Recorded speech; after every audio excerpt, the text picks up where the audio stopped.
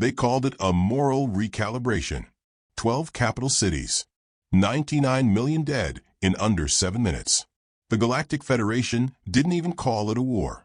There was no declaration, no final warning, just a vote held in orbit by species who spoke in pheromones and chirps, scales glinting under artificial starlight. A unanimous verdict. Humanity was unfit, too aggressive, too emotional, too unpredictable. On the hollow feed, the ambassador of the Varkari hive blinked in all 4 of its eyes and said, "Regret is inefficient. Removal is final." Earth was sentenced before breakfast. From low orbit, alien cruisers rained down tungsten rods on Washington, Beijing, Lahore, Sao Paulo, Lagos, New York, Karachi. No lasers. No grand fireworks. Just silence. Like the universe was pulling a dirty curtain shut.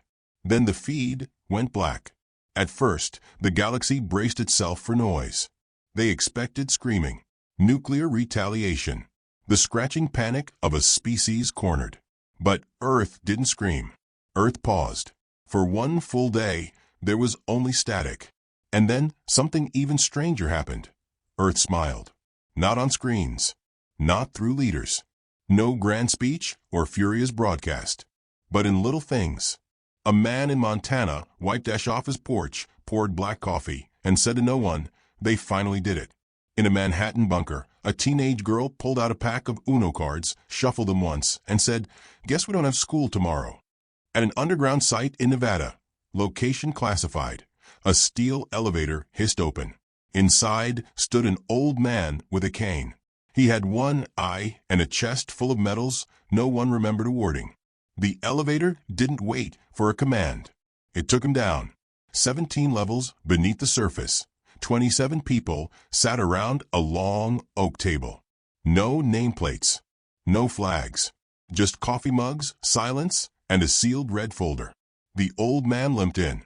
"So," he said, voice quiet as frost, "they killed 99 million of us." A few heads nodded. One woman poured bourbon into her tea. He looked around. "Are the assets in place?" "Have been. Since '87, someone replied. "And the contingencies?" Another nod. "Boogeyman protocol. Greenlit." The old man sat, cracked his knuckles. "Then I suppose we unleash the monsters." He didn't smile. None of them did. Because this wasn't revenge. This was housekeeping. Elsewhere in orbit, the Galactic Federation celebrated. A triarch from the Zelvin Accord toasted a translucent drink. Humanity was a spark waiting to ignite the curtains. Laughter bubbled across alien tongues. One delegate from the Shrek offered a toast. To peace without predators. The Arthak's envoy, a telepathic fungus housed in a tank, pulsed violet. "We expect emotional unrest among surviving humans. Prepare empathy teams." "Yes, yes," another chirped. "Let them grieve. It will keep them docile." No one noticed that Earth wasn't broadcasting distress. No petitions. No calls for negotiation. No footage of screaming civilians. Just quiet. The kind that lives in old cellars and sealed tombs. The Federation sent a survey drone to check on the damage. It returned. Or tried to. What came back was not a transmission, but a package, wrapped in human leather. Inside a single eyeball. The drone's pilot. Still blinking. The attached note read, in 7 galactic dialects.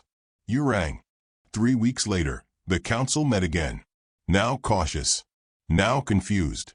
"Has Earth made contact?" a Varkan admiral asked. "No," said the Zorlani oracle. "They haven't answered any of our pings. They've gone dark." "Have they retaliated?" "No. Not directly." Pause. "What does that mean?" "We've lost 7 intelligence outposts." "Sabotaged." "Evaporated." The room hushed. The Zorlani oracle, blind and shimmering in silk, whispered, "There is movement in their shadows." On cue, the lights dimmed. A door hissed open, and a man stepped in. He wore no armor, no insignia, just a plain black suit and a coffee-stained tie. He carried a briefcase in one hand and a paper cup in the other. No one stood. No one recognized him. The chairwoman of the council blinked her gills. State your designation. The man sipped his coffee. You know, this is the one thing you people never learn to make.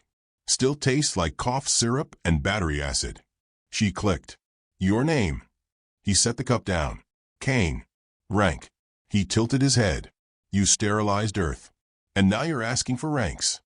Behind him, two tall alien guards shifted nervously. Kane smiled. Relax. I'm not here to hurt you. He clicked open his briefcase. Reached inside. Every guard raised a weapon. He paused.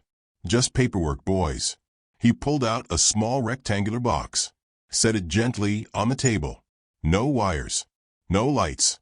What's in it? A voice demanded. Kane's smile deepened. Proof. And a question. The box clicked once, then opened. A hologram rose. Grainy footage. Satellite image. 12 alien ships. All destroyed. Last week, Kane said. Zeta System. Patrol Squadron.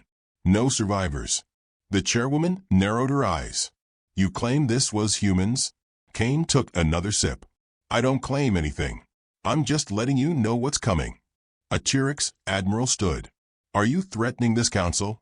Kane turned toward him slowly, like watching a lizard climb a wall. Threatening? Oh no. This, he gestured at the box, this is a response. The threatening part comes later. Another voice. How many of you are left? Kane's smile disappeared. Enough. Silence. Then a Zorlani leaned forward. What do you want, human? Kane blinked. Once. Slowly. We lost 99 million mothers, fathers, children. You don't get to ask what we want. He stood up. You get to wonder what happens next. The guards moved to block him. Kane just looked at them. One flinched. He walked out without another word. On Earth, somewhere in Alaska, a man walked into a blizzard with a duffel bag. No one followed. No one ever did.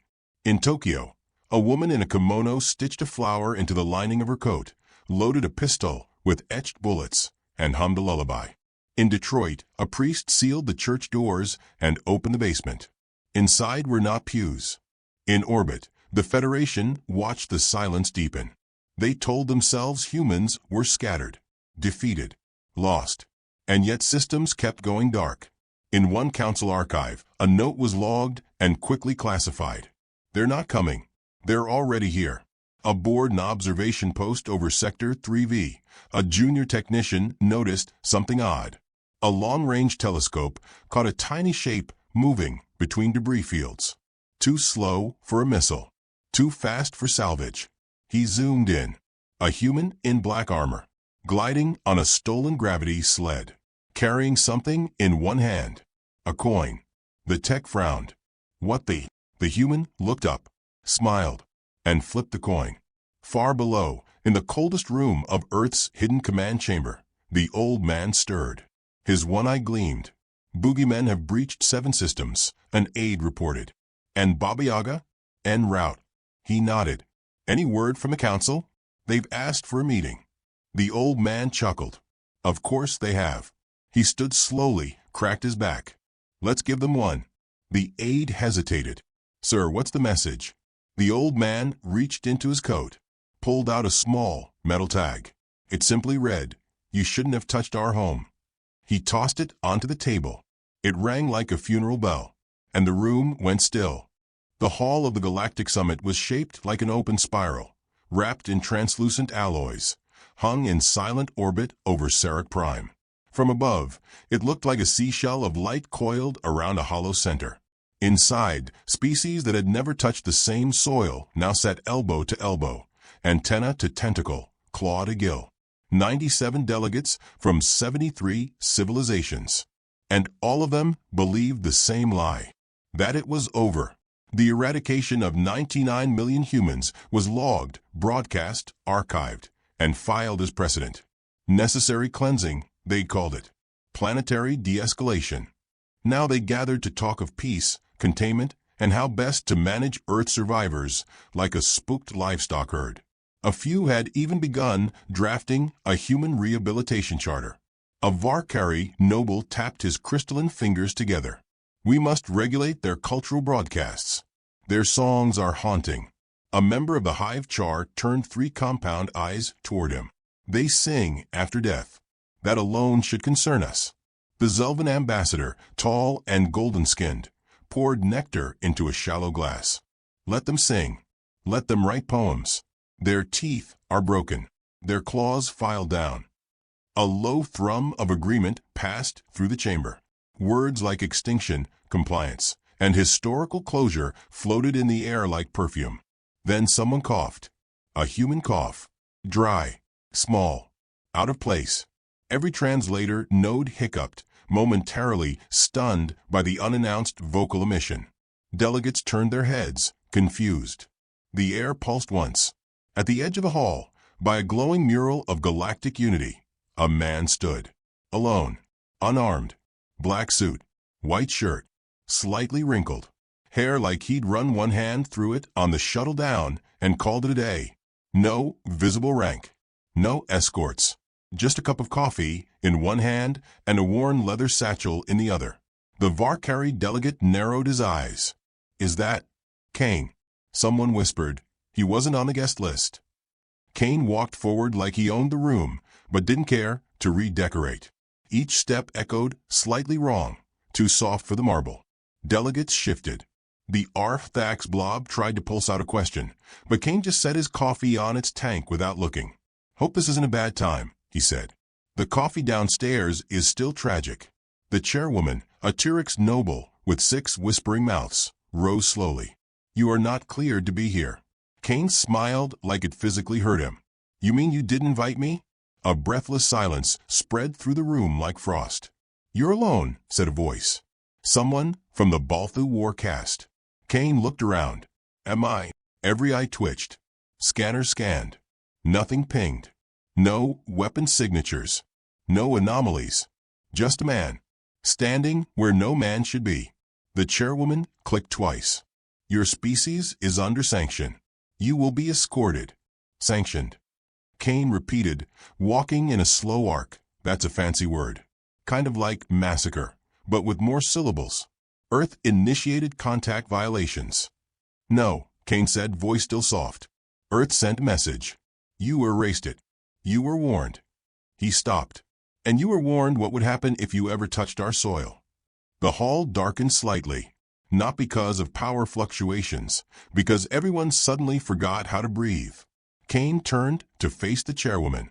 And you didn't just touch our soil. You sterilized it. Earth was a threat. He tilted his head, mockingly curious. Was? The Arthax, confused by emotional undercurrents, burbled. Explain your purpose. Kane raised the satchel and gently set it on the center dais. It hissed as it opened. From it, he drew an alien skull. Clean. Charred. Still etched with metals.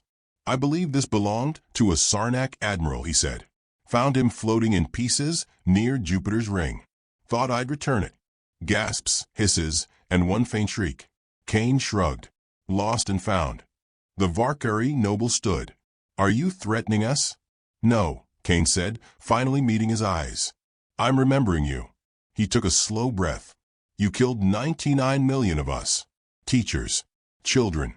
A grandmother who baked the best damn apple pie in Kansas. And you called it preemptive. We feared retaliation. Kane's voice hardened. Retaliation is personal. What's coming is policy. The Zelvan envoy rose to his full height, wings shimmering in offense. You can't possibly think Earth is capable of military escalation. You are broken. Funny thing about humans, Kane said, and now his tone shifted just slightly.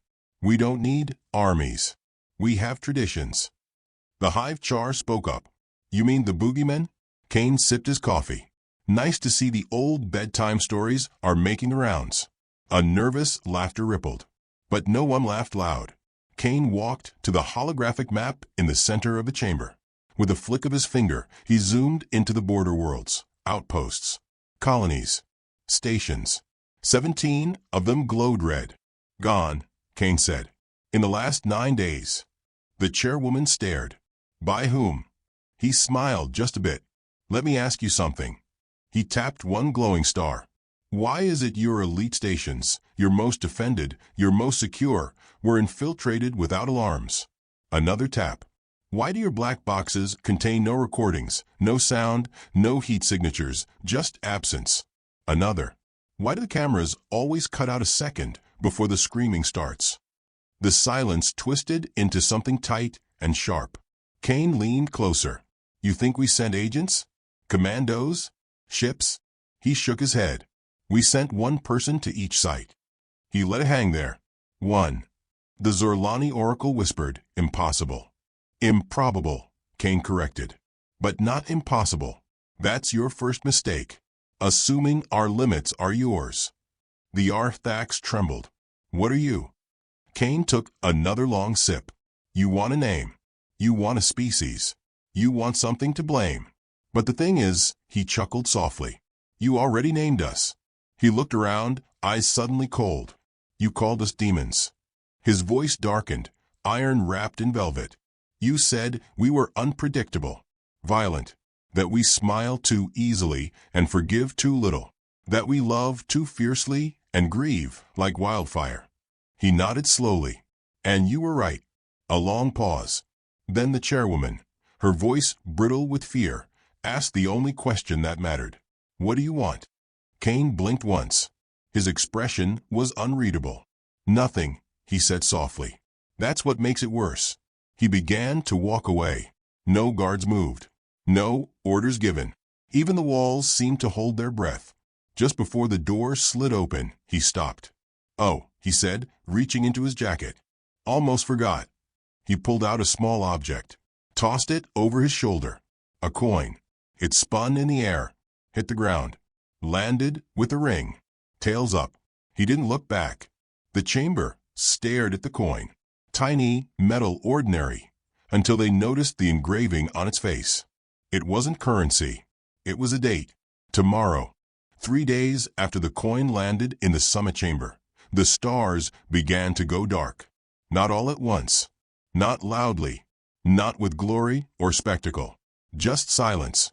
A refueling station over MYXX 4 missed its check-in. A surveillance array in the Marne belt blinked off the grid.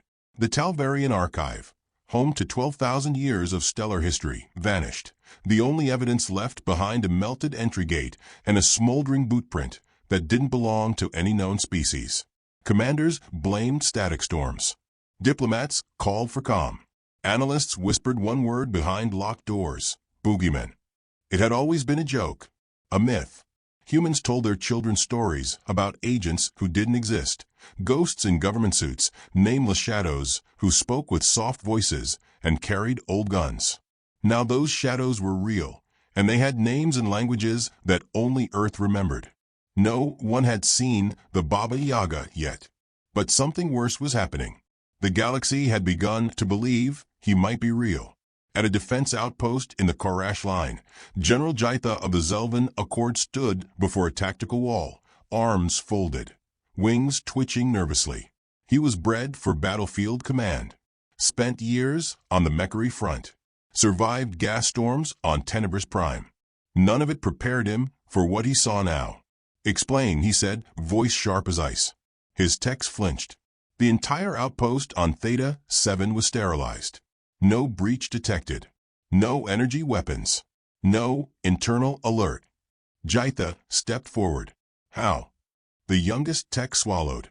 We found handwriting. On a console. Jaitha narrowed his eyes. Translation. The tech held up a pad. 2 words, scribbled in permanent marker. Too slow. On the edge of council space, 3 ambassadors boarded a luxury diplomatic cruiser. They were guarded, armed, monitored. The vessel never arrived. What was recovered 3 days later drifted in orbit over a dead moon. Engines cold. Lights dim. Inside, no signs of struggle. No blood. No alarms. Just a table set for dinner. 3 plates. 3 chairs. 3 neatly folded suits, placed atop their respective seats. And a note. We don't knock. Kane stood in front of a cracked mirror in a human bunker 20 clicks under Greenland's crust. He adjusted his tie. Behind him, Agent June loaded a suppressor onto a matte black sidearm. She hummed something. Soft. Old. Baba Yaga's ghosted 5 systems, she said casually. He left another tooth in a data core. No one's cracked it yet. Kane met her eyes in the reflection. It's not a puzzle. It's a message. What's it say? Kane buttoned his coat. That he was bored. She snorted.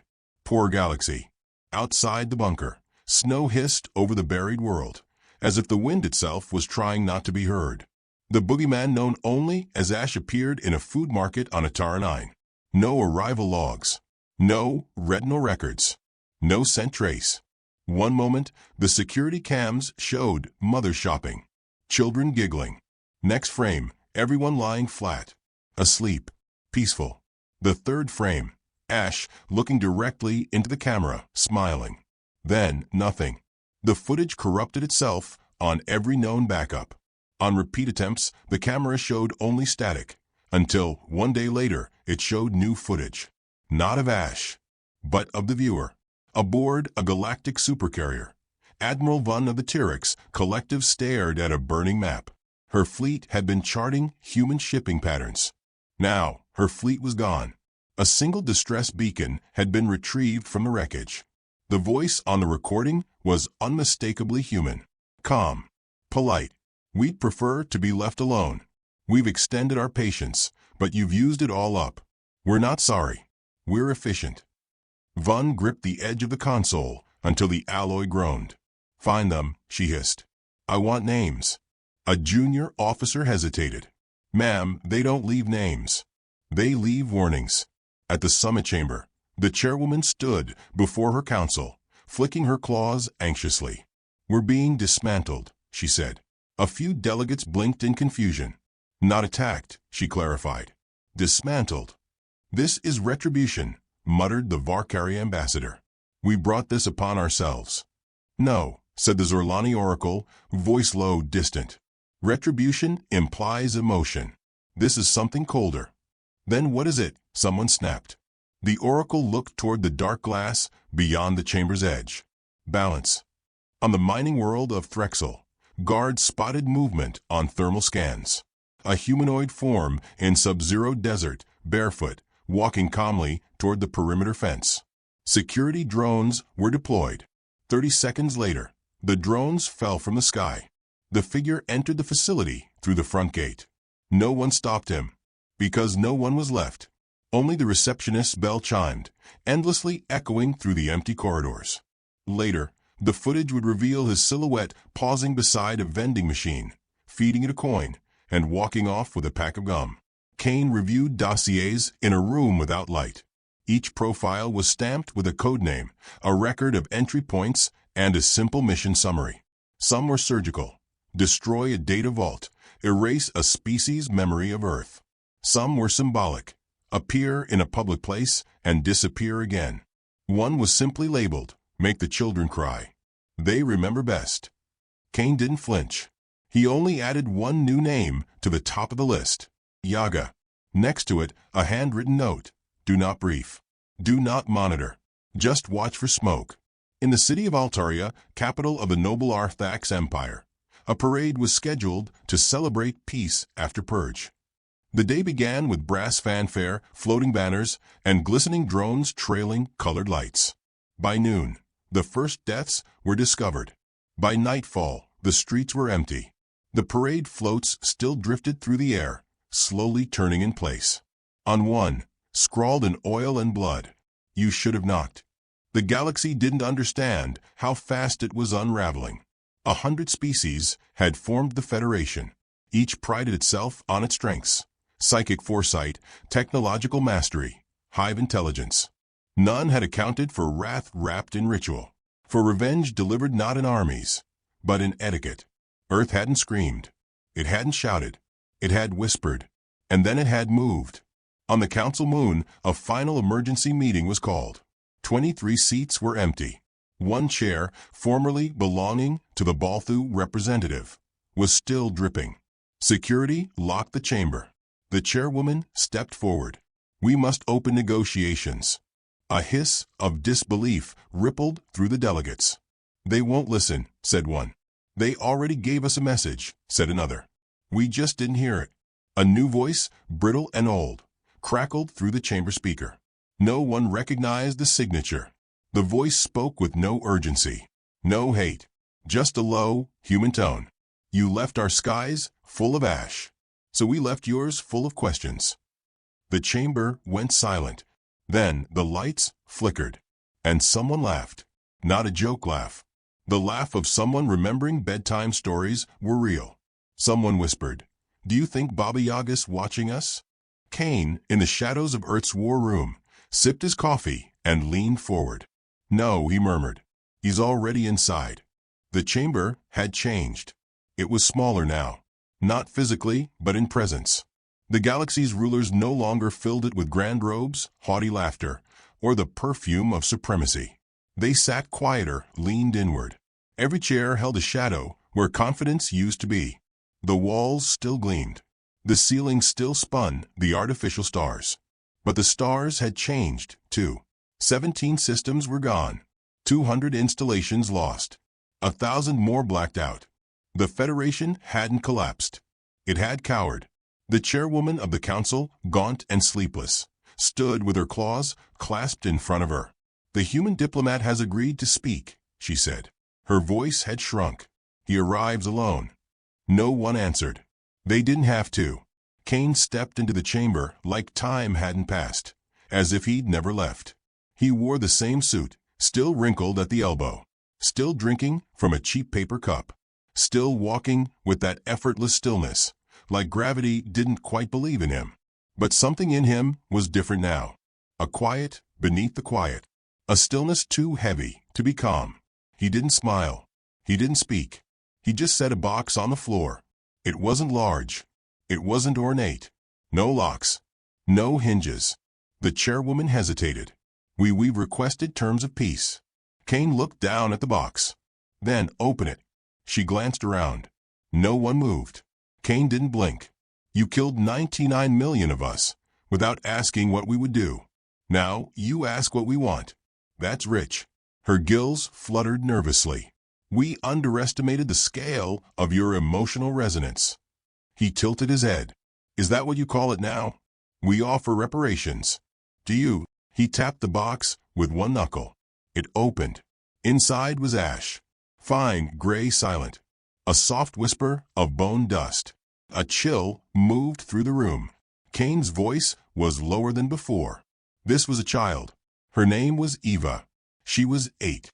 She wanted to grow up and design playgrounds on Mars. He let that hang. "She was also one of 99 million. So I brought you one." A few of the delegates looked away. The Oracle closed his second set of eyes. Even the Arthax blob dimmed its glow. Cain bent and pulled something else from the box. A coin. Same as before. But this time he didn't toss it. He walked it to the center of the map and placed it on a rotating hologram of the galaxy. It spun once and landed on a world none of them recognized. "What is that?" the chairwoman whispered. "System 87K, uninhabited. Former mining colony. You'll give us that." She blinked. "You want a planet?" He turned slowly. "We want 50. Murmurs. Outrage. Disbelief. Cain didn't raise his voice. "You sterilized 12 of ours. You owe us sanctuary. Not as guests. Not under oversight. As owners. 50 systems is impossible," the Varkari noble snapped. "That is a breach of." Cain raised a finger, and every comm in the room cut to static. The lights flickered once. Then again. Cain looked up, as if listening. When he looked back down, his expression was made of stone. "You don't get to say impossible. Not anymore." The chairwoman cleared her throat. "These terms are extreme." Cain nodded. "Yes. Like what you did." Silence. He walked slowly to the side of the table. "You want peace. But you're not sorry. You're just scared." He tapped the coin again. It projected a file. Footage. Grainy, time-stamped. Ships exploding. Worlds dimming. Elite alien assassins falling to a single human each time. Audio logs, recovered footage. And one sound repeating. A human heartbeat. Steady. Unrelenting. The Oracle leaned forward. "Are these your boogeymen?" Cain didn't answer. Because another voice spoke. A low voice. Gravel run through velvet. "Some of them." From the far door, a man entered. Tall, unshaven, coat dark and long, dragging ash behind him. He walked with the kind of silence that didn't need practice. It had been born with him. No introduction, no file, but everyone in the room knew. Baba Yaga. No title, no rank, the myth. He carried no weapon, but blood marked the soles of his boots. One ambassador gasped. Another stood to run. The man looked up, and the room went still. He spoke once. 3 words. Treaty of Ashes. Cain gave a faint nod. That's what we're calling it. You'll sign it. The chairwoman barely found her voice. And if we don't? Cain looked to the man beside him. Baba Yaga smiled. It was the kind of smile that old tombs might remember. Cain turned back. Then we stopped being polite. A pause. Then movement. Delegates huddled. Whispers filled the air like smoke. In 30 seconds, the majority had agreed. Not because they believed, because they feared. The oracle raised his hand. We will sign. Cain watched him. Good. He pulled a tablet from his coat, activated it. The text glowed bright red. 50 systems. No surveillance. No taxation. Complete withdrawal from Soul Sector. Recognition of Earth as a neutral, sovereign force. And one final clause. No memory of the Boogeyman shall be recorded. No record. No pursuit. No retaliation. Ever. It was signed. Bloodlessly. Wordlessly. But not without weight. The treaty etched itself into galactic law. The galaxy bent to the quiet hand. And just like that, the humans had taken what they wanted. Not vengeance. Not glory. Space. Silence. Respect born of fear. As the chamber began to clear, as the delegates rushed to clean their nerves and disinfect their pride, Cain lingered behind. He stood before the chairwoman one last time. You should know something. She didn't look up. He waited until she did. This wasn't revenge, he said. Then what was it? He leaned in. This was just Earth reminding the galaxy what happens when you open the wrong door. Behind him, Baba Yaga turned and left, dragging his coat like a closing curtain. Cain followed. But before he stepped through the exit, he tossed something over his shoulder. The coin. It clattered. Landed flat. This time, it didn't show heads. Or tails. It showed a face. A child's. Smiling. Burned. And beneath it, words no one dared read aloud. You started it. We just finished saying hello.